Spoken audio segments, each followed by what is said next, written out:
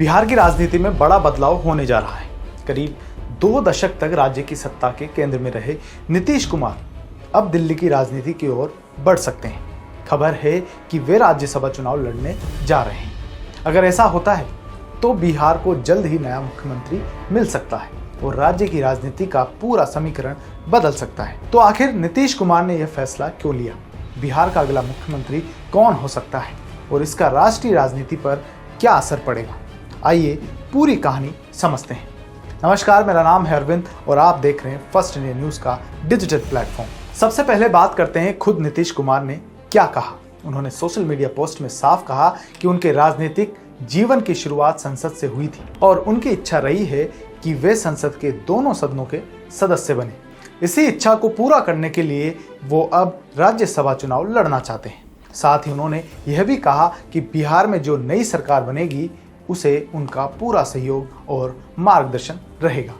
यानी उनके बयान से यह संकेत साफ मिलता है कि वे मुख्यमंत्री पद छोड़कर राष्ट्रीय राजनीति में सक्रिय भूमिका निभा सकते हैं। 2026 के राज्यसभा चुनाव के लिए प्रक्रिया शुरू हो चुकी है। रिपोर्ट्स के मुताबिक नीतीश कुमार 5 मार्च यानी आज राज्यसभा चुनाव के लिए नामांकन दाखिल कर सकते हैं। बिहार विधानसभा में एनडीए के पास पर्याप्त संख्या है, इसलिए अगर उनका नाम उम्मीदवार के तौर पर तय होता है तो उनका राज्यसभा जाना लगभग तय माना जा रहा है। राजनीतिक विश्लेषकों का कहना है कि यह कदम बिहार की राजनीति में एक बड़े संक्रमण का संकेत हो सकता है। अब सबसे बड़ा सवाल है कि अगर नीतीश कुमार दिल्ली जाते हैं तो बिहार का मुख्यमंत्री कौन बनेगा?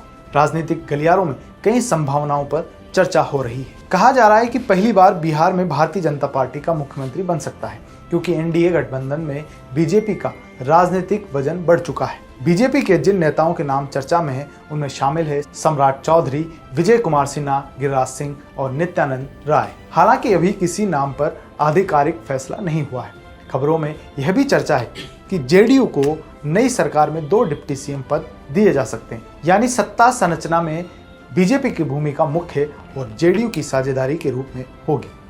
नीतीश कुमार के राज्यसभा जाने की चर्चा के बाद जेडीयू के अंदर भी हलचल बढ़ गई है। पटना में कुछ कार्यकर्ताओं ने इसका विरोध भी किया और कहा कि वे नीतीश कुमार को ही मुख्यमंत्री के रूप में देखना चाहते हैं।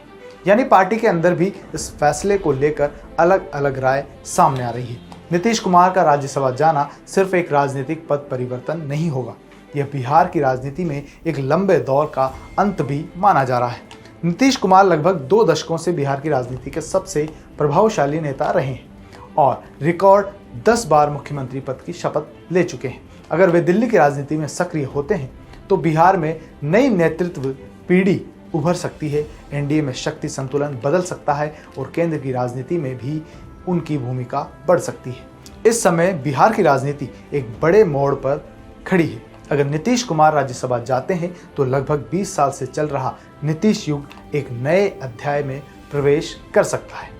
अब सबकी नज़र इस पर है कि बिहार की सत्ता किसके हाथ में जाएगी और आने वाले महीनों में राज्य की राजनीति किस दिशा में जाएगी।